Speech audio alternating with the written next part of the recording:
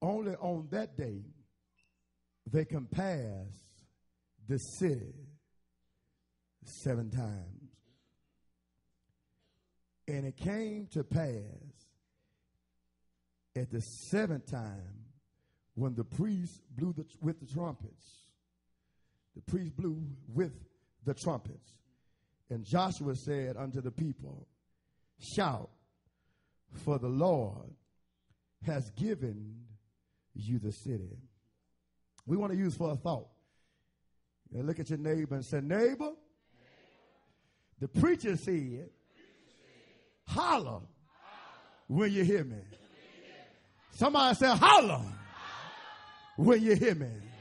Amen. You may be seated. Holler when you hear me. And Joshua told the people, when you hear me,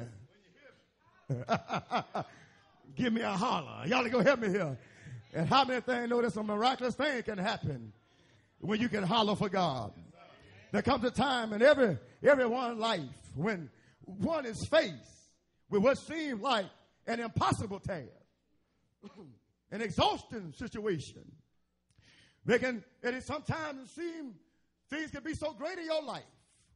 Walls can come so big in your life. There are obstacles that stand for you. And many times it's hard to surpass when walls have been coming your way.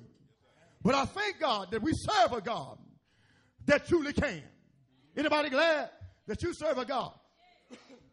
So no matter what the devil is throwing at you, that you have that I can spirit.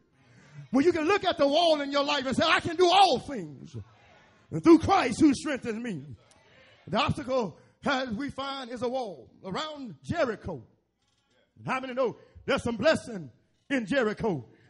God said, I'm going to open up doors to go and receive what I've planned for your life.